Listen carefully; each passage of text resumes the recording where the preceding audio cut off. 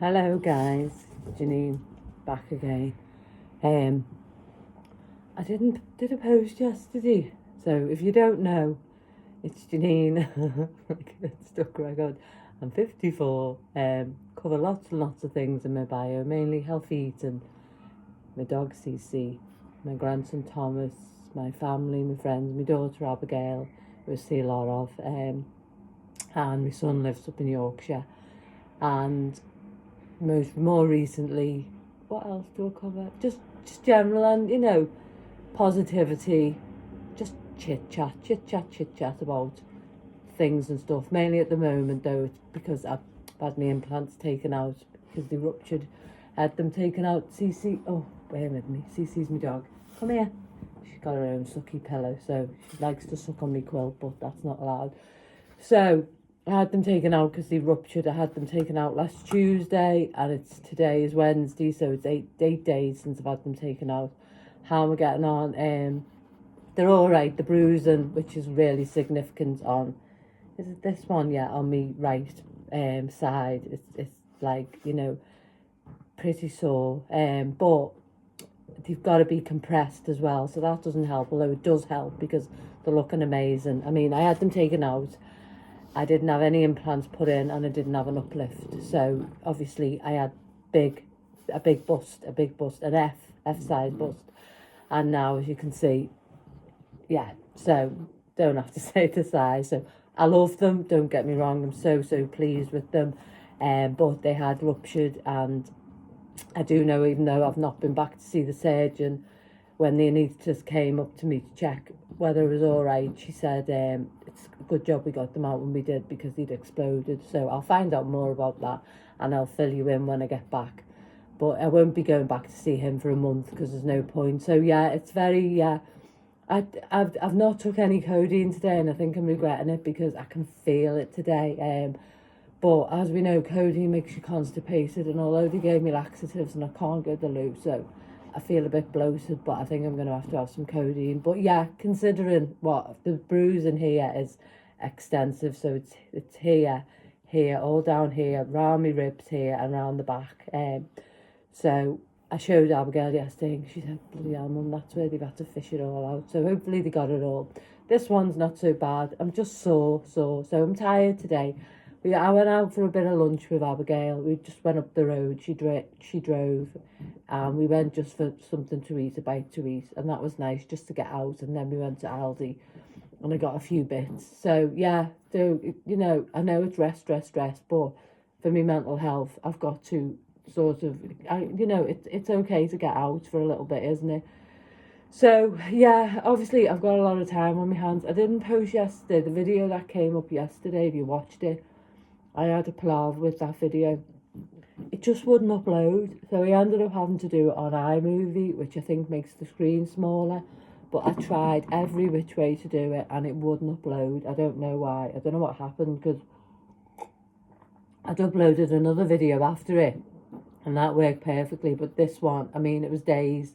So, and then I kept deleting it and uploading it, but then it was on the half clock and it just got stuck. So I've just done it on iMovie. So if you watch that and the screen's a bit smaller, then I do apologise. So yeah. Abigail came and stayed last night with baby Thomas, and that was nice just to have them here with me. She cooked tea, and it was lovely just to have an evening together with her. So yeah, so I've got a lot of time on my hands at the moment, which is good. I've ordered a few books in the hope that I'll be able to start reading again. I've always read, but over the last 6 months I haven't been able to read or concentrate enough to read. So I've ordered a few books of stuff that it interests me. So, but that I do me Untold. I've spoke about the Untold app, haven't I, before today, and how I feel psychologically it's really, really beneficial towards me. Now, I did worry that because mainly my channel is set around me making meals and that, do a bit of chit chat about self-love and self-care. And I did, well, worry is not the word for it, because I like coming on, and I like coming on for me, which I've since found out is part of, through the Untold app, what I'm actually doing is exposure therapy, coming on and talking about things that make me feel uncomfortable. So who knew? I said to Abby last night, because I'd use my Untold app, sometimes more than others, sometimes every day, but I get affirmations, daily updates on it. If you've not seen it, I think it's only available on Apple, but it's such a good app. It's really, really good, and it's helped me no end. So, but yeah, apparently this is called exposure therapy, where I'm using a platform to talk about things that I feel uncomfortable talking to people face to face about. Now, people I feel comfortable with who are on the same level as me, I have no problem with.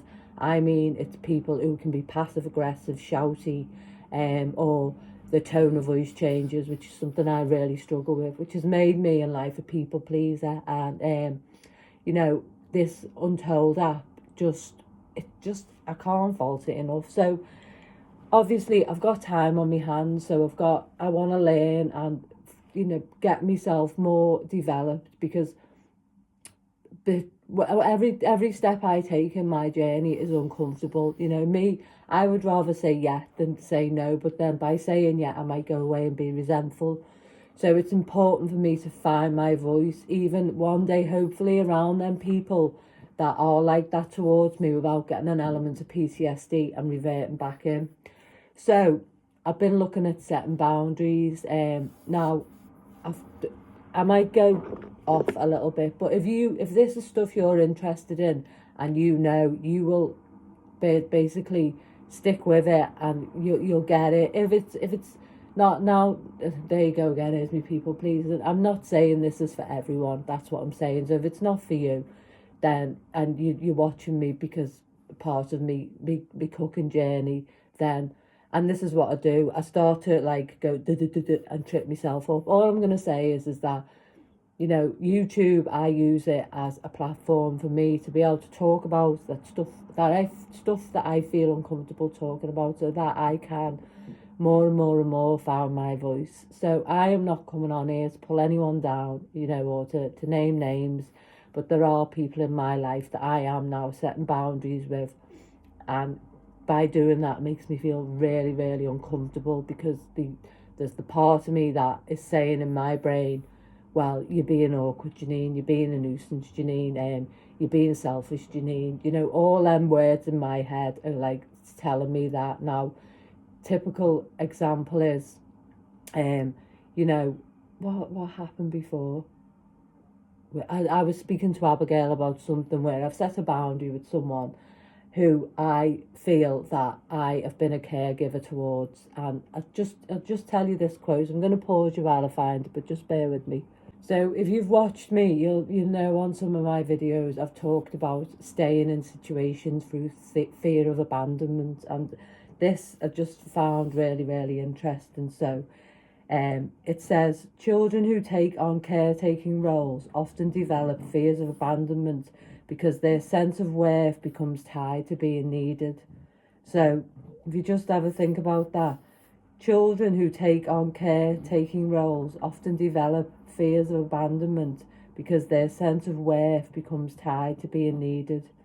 So it's a bit of a double-edged sword, isn't it, there? Because you've been caring for someone, maybe from a young age, whether it, you know, it doesn't have to be someone within your family, just anyone. And because that your sense of worth comes from that, that's where you feel your worth is. If someone was to walk away, then you would feel abandoned, but it's actually working against you in a sense, because, you know, we can all be caregivers, you know, that's absolutely fine. You know, in life we care for people, that's a fundamental part of our life. But what we can't be is when the scales are tipped and we become a constant caregiver and our needs aren't met. Do you know what I mean? Because we don't set boundaries, we then become the caregiver in anyone. It could be, it's instilled in you when you're younger, they say. Now, I'm no expert, I'm just going from my own life experiences, for you to be the caregiver, to be the caregiver, right? Where people put on you and they depend on you. Now, it might be in a subconscious way, it just might be, go and get me shoes, get me this, get me that. But if you're young and that's what happens to you, then your needs are not met.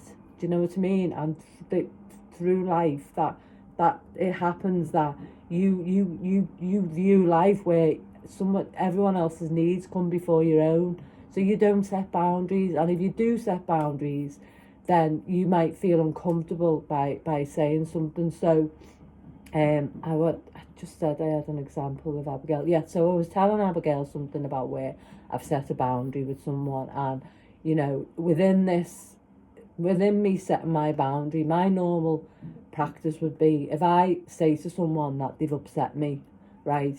Normally I would get upset and get a high pitched voice and you know, basically be just without just saying on the level, you know, I feel that you don't do this, that this is very one-sided, and it doesn't matter how it comes out. It doesn't matter whether their interpretation is she's being funny again or anything like that, as long as you can keep it non-violent and your voice on the level. And even if you did get upset, do you know what I mean, what the important thing is like that you've put your point across for your needs, and you're seeing to your own needs in that situation.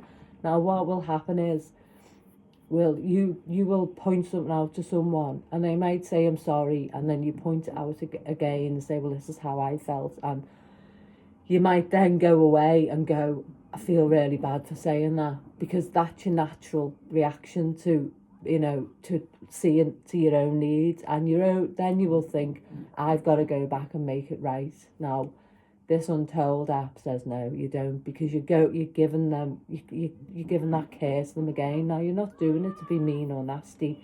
What you're doing is you're caring about yourself first and foremost. Now when I was explaining to Abigail before about a situation that's happened, now like me saying to someone, you know, I feel like I didn't say it like this, but it's hard. This is let me think, hold on. Okay, so that is classic avoidance from me, thinking I can't say it. And this is me working towards I can say it, because what I said wasn't said in malice. So I said, I feel that the conversations are always, you call me to offload and then you don't ask how I am. Now, to anyone else, you might think, well, that's a bit petty, Janine. Well, I don't think it's a bit petty. The old me's going, it is a bit petty. No, because my needs aren't being met. And if I want to move away from being a constant caregiver to someone, I have to focus on my own needs. Now, chances are I might lose a few people in my life, but I have to know I'm 54. I have to do this for myself. I can't live in this constant flip-flop in my head where if I speak my truth and say, that upset me, you've upset me there, that I take it back and I say I'm sorry for fear of abandonment and for fear of upsetting that person. Anyone who knows me and knows me knows that I wouldn't say anything to them in malice. And listen, would you rather me say it to your face, you've upset me, or go off and talk behind your back to someone else? Do you know what I mean? And this can be a big thing, can't it, where we don't direct the issue to the person in love. We fester it and then we go away and we talk about that person, and I don't want to do that. But anyway, I was speaking to Abigail because she is my daughter, and we're on very much the same level, and she's on her own journey, do you know what I mean? But we're very much in tune with each other, and we share our thoughts and feelings and vulnerabilities together. So I was saying to her what happened, and I said, you know, it's really, really painful for me to talk to you about this, and she's my daughter, because I feel that by saying this to someone else, I feel like, you know, our relationship is one-sided.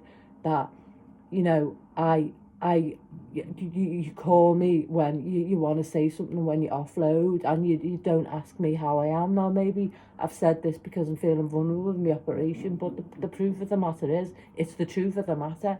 And that's through my caregiving responsibilities, because I think that I should be there constantly caring for people, and my needs shouldn't be met, or my needs should be met.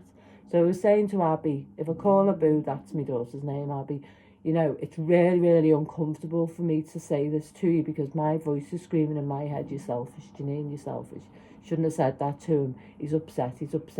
But I'm not responsible for other adults, like the way they react to things. And if I keep going back in and saving this person, then I'm not allowing them the time to grow and step out in the world on their own. I'm still that caregiver, so neither of us are actually benefiting from us. But, you know, Abigail said to me, you know, look, Mum, at the end of the day, you know, you need to speak your mind and you need to speak your truth, and That's the difference. I used to get upset, go away and not speak to people and go, no, I can't. And now I'll put it where it belongs. I don't have to be nasty saying it. I just have to be direct and say, these are my feelings, I feel, and my feelings are valid.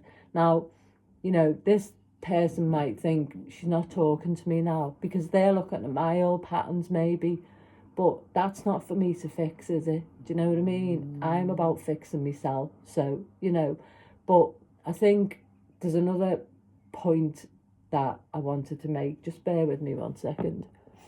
So if you're still with me, thank you. If you, you know, if this video is for you, you'll have stayed, and if it wasn't, then that's fine. Again, this is my exposure therapy.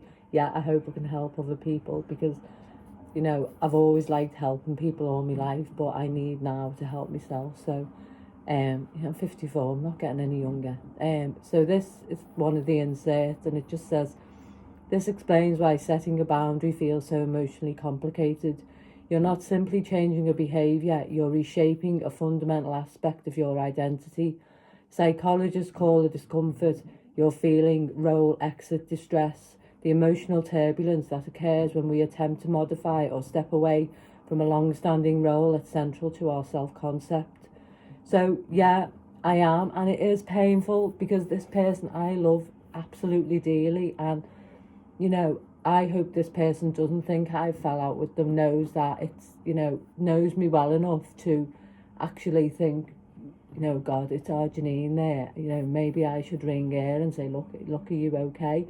But maybe they don't recognise that because it's always been my role as the caregiver. And that's fine. And the reason I've done what I've done with this person is because I want a good relationship based on the here and now. I don't want the past relationship, do you know what I mean, where that's where the damage was done. I want something in the here and now, and I want this person to be present with me. I don't want this person to keep going back. And it might be painful to, you know, to do this, and it's proper painful for me because I think, oh, are they feeling sad? Are they feeling upset? But I've got to do it.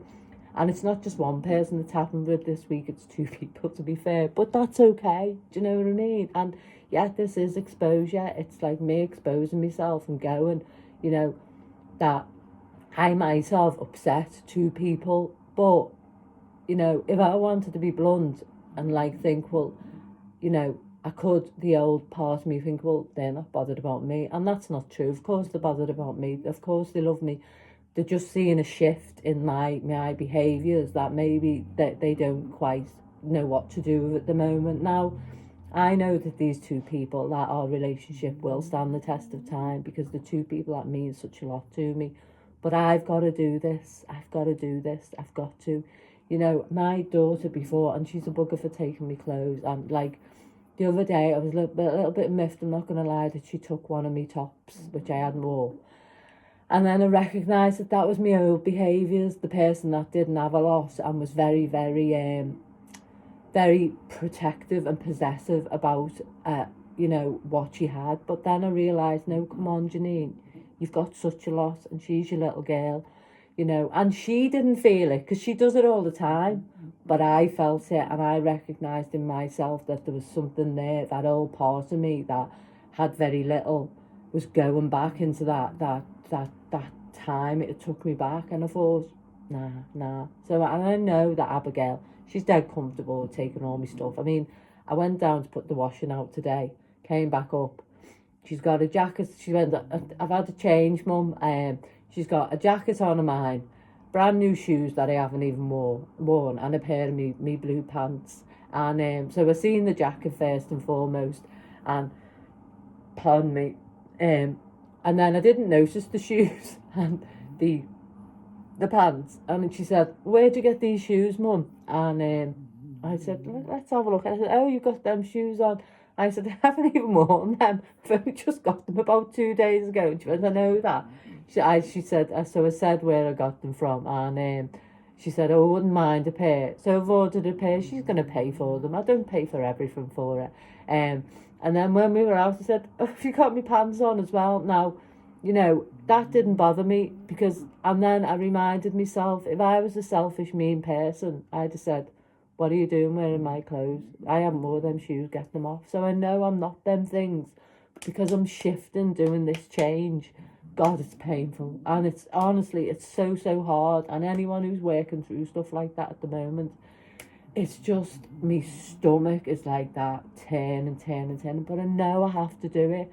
I don't want these old style relationships with these people, you know, and me and Abigail, you know, probably times gone by, I've given her a rough ride, do you know what I mean, with my mental health problems. I know I have, but we've worked so hard on it, and we have a fantastic relationship now, you know, like, we're best friends, you know, she's very much grown up, but she's worked through her issues as well, and we lean on each other, and we bounce off each other, and we have great in-depth conversations, psychological ones, and you know she's got baby Thomas, and the main thing for us is that baby Thomas doesn't grow up in a toxic environment. Do you know what I'm saying? So yeah, so I'm just going to pause yet and get one more thing. Bear with me. Two more things. So yeah, and what I would add is that, you know, if the person or persons that I am talking about, they might not agree with this. They might say she's wrong.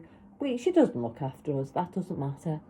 Because this is my journey, and this is my perspective of how I see it, and how I'm going to make my brain better, and my own anxiety better, and my own people pleasing you know, habits better, and my own, like, you know, it's codependency, isn't it? So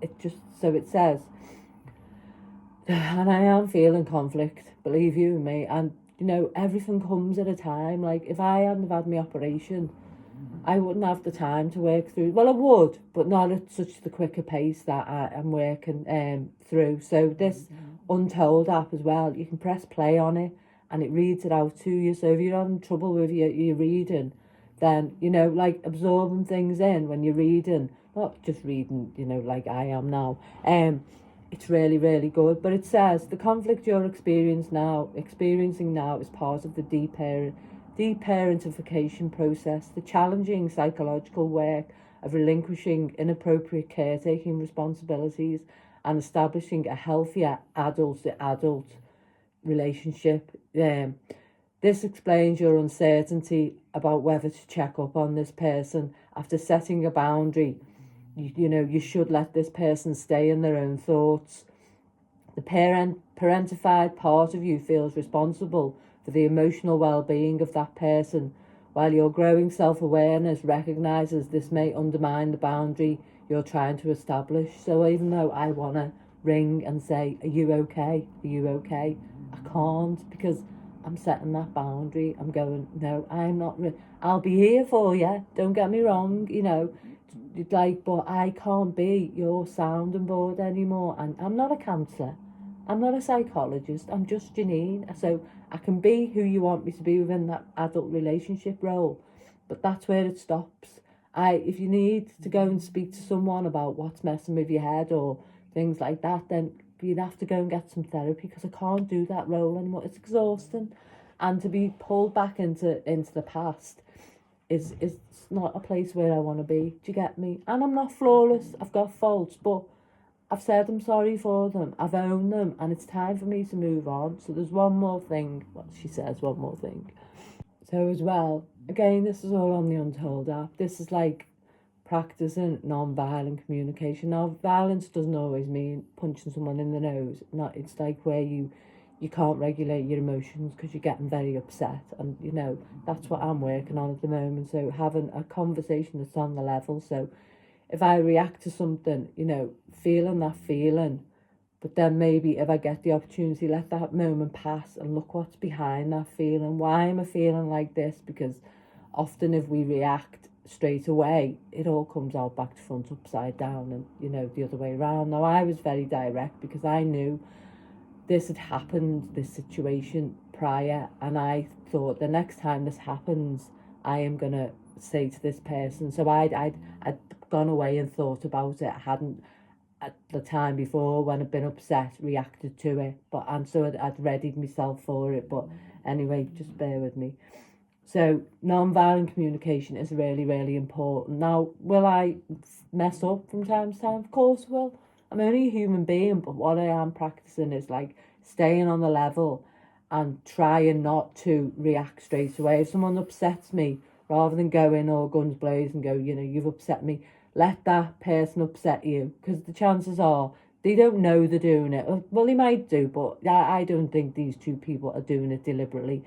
It's a behaviour I've allowed to happen. But so I'll let that upset happen, and then when it happens again, then I will address it in a calm manner. Now, as I say, they may not see it from my point of view, but this is my thoughts and my feelings and how things affect me. And my life ultimately is about me. And as long as I don't go around being nasty and horrible to people, I can be direct and I can set my boundaries as uncomfortable as it feels. I am going to do that because I'm 54 and I don't need these times where it's INFL, I think. Just one more. Right, so it's inferior function extroverted feeling, and it's part of Myers-Briggs. Now, while I've heard about this guy before, I've never read him.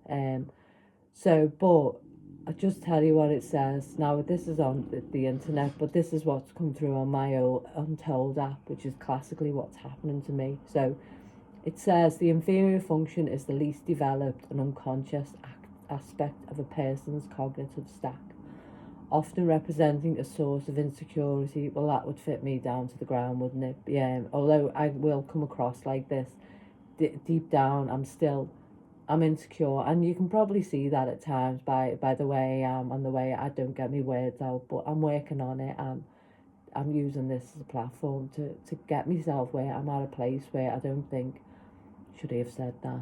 Did he upset someone? You know, I'm being brave, and I'm proud of myself for that. But anyway, it says, for introverted thinking types, INTP and ISTP. Now, if you're interested in that, you might want to look at it. I've ordered a few books. It's stuff that I am interested in, but I don't know enough about it to sort of, you know, say, well, it's this, that, and the other. Will I ever know enough about it to talk about it? No, these people have been studying all their lives, so do you know what I mean? But it's just very interesting to me, and it might be to you. So it says, for introverted thinking types, INTP and ISTP, the inferior function is extroverted feeling, FE, which manifests as a heightened sensitivity to social cues, emotions, and the opinions of others. Now, I think if I've talked about this before, the fact that if you've had trauma, you've got heightened awareness. Do you know what I mean? You're very like a meerkat. Do you know what I'm saying? And I do have a heightened awareness. I am intuitive, and you know, I've got a lot of insight, but I have to use it in the right way rather than, you know, going off and sulking or crying my eyes, which is nothing wrong with any of them, by the way. But for my own journey and personal growth, I have to do things differently in order for my brain not to feel as troubled by the changes I'm making. So anyway, it just means that, you know, it says this can lead to behaviours that are opposite to their usual preferences, such as becoming overly concerned with being liked, people pleaser, feeling overwhelmed in social situations, or even struggling to express their feelings openly. So again, this is all about me being quiet and not speaking how I wanted to speak, or it getting to the point where I bubbled that much, I got upset. And then people go, calm down, why are you upset for? Not all people, but some people, you get me.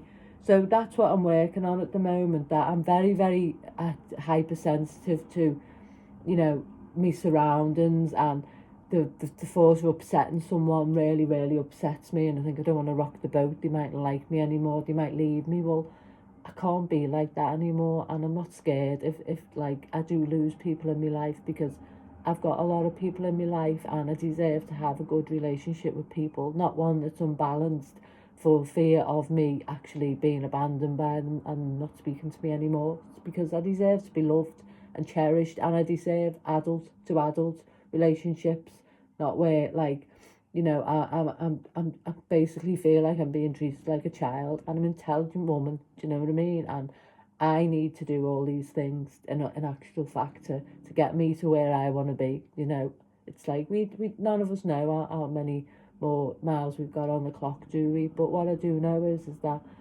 I wouldn't hurt anyone knowingly. Do you know what I mean? I wouldn't deliberately upset someone, and if I thought I did, you know, I made a comment to Abigail the other day, and I just said to her before in the car park, I said, maybe that was a bit insensitive of me to say it that way. And she said, Mum, no. She said, all you're doing is talking about your own needs. Now, she knows me beyond anyone, and she'd say to me, Mum, that's a bit selfish. I know I'm not selfish, but throughout my life, I've been sort of like, basically, you know, there's been situations where I've been made to feel I was a bit of a burden or a bit of a nuisance, and it's like, and I'm not them things, and and I don't want to stop caring for people, but I do want to have a place in people's lives where they see me as an individual. Do you know what I mean? And not just someone that they can basically shout at or get upset with or just talk to and never listen. Do you know when you have that situation where you're talking to someone and you can see in their eyes that they're not listening and they're waiting in their mouth to see of what they're going to say next? Now, I don't mind them people if I meet them on the street. I don't mind them at all. Just people in your everyday to-day life. But the people in my life who profess to love me and care for me, I want them to hear my voice. So that's what I'm doing. I don't think I'll lose these people. Maybe, I would hope that they would think, make the effort and maybe, ring me or send me a message. We shall see, won't we? But what I won't do is go back and make it right, because I don't want to be a caregiver anymore. I want to care for people, but I want to sometimes to put my own needs first and for people to see my needs as well. Now, not everyone in life is someone that doesn't see my needs. Kirsten's a great example. Now, she's a friend. We've been friends a long time, but she is a really, really caring person, and she gets me 100%. Now, there might be times that I don't see her. Do you know what I mean? And we don't have conversations, but she is someone that if I'm talking to or we're having a conversation, we're both listening to each other. We know what's going on in each other's lives without having to talk every day about it. You know what I'm saying? So I'm not going to say I've gone on a bit of a ramble, because I just think what I'm trying to say is that if that rings true to you, that you're constantly putting the feelings and the needs of others before your own because you feel selfish, then you're not selfish, and maybe it's time to do work on yourself. Sorry about Cece. And see to your own needs and see what you want. Do you know what I mean? I can't, the Untold app, I cannot praise that enough. And it's just an amazing app. It really, really is. I could go on forever rambling, but I just think that in life, just to say to you, putting your own needs first does not make you selfish. And, if you're someone that gets really upset and people pull you on that and they use that as a situation for you to become quiet again, then work on your non-violent communication. If that's the one thing you work on, keeping yourself on the level, even if you feel really nervous about it, staying calm. And if there's anyone in your environment that you don't feel comfortable with, then you can walk away, you can ask them to leave. Do you know what I mean? So yeah. So I thought, I'm not going to have anything to talk about. Well, I could talk the leg off a chair, me, couldn't I? Let's be honest. But I just think if you're someone that this rings true with, I've had many people in my life that have helped me, really, really helped me along the way. And I would like to think that I can help people without being a caregiver. Do you get me? You have to excuse, I'm quite tired at the moment, and I also was worried and concerned, well, I've got nothing to talk about, and I just sit there and something pongs into my head and I go, oh yeah, I'll talk about that. Do you know what I'm saying? And I always remind myself that this YouTube platform, while I would like to help people, is ultimately for myself. And who knew? It was exposure, fear exposure. It's a fear exposure. I did say that, didn't I? Who knew? I never knew. Now, I've led myself to that own path by coming on and doing that and facing things that I'm scared of and talking about them openly. I'm not pulling anyone down or slagging anyone off. I'm just saying this is how I feel and this is my journey. And if the people who I'm talking about watch this and say, well, she's wrong, that's not how it is, well, that's okay, that's fine, that's their feelings towards it. But these are my feelings, and my feelings are valid, and I've got a right to speak about them. I'm not being mean or nasty. I'm just on my own journey of self-recovery. Do you know what I mean? It's a long time coming, isn't it? And it's important, especially for Thomas. I want harmony in his life. He's 8 months old now. He's my first grandson. I don't want him to come from a fractured family. Do you know what I'm saying? So yeah, guys, so that's about it. I don't know how long this video is going to be. I've got a bit of a snotty nose now as well, but you know, I always love coming on and talking to you. Yeah, it helps me a hell of a lot. But I always come on in the hope that I'll help someone else. Do you know what I mean? Because it's nice in life to be nice to people and look out for people and see to people's needs, but not to the detriment of yourself all the time. Do you know what I mean? Allow yourself to grow, because you deserve it. You're a flower. Get yourself out in the garden and water yourself, okay? So as I always say, take care of yourself. Be kind to yourself. Love yourself. What was my other one I normally say? Take care of yourself. Be kind to yourself. Love yourself. Look after yourself. Do you know what I mean? And give yourself a big, big hug. As always, thanks for listening. Take care of yourselves. Bye-bye.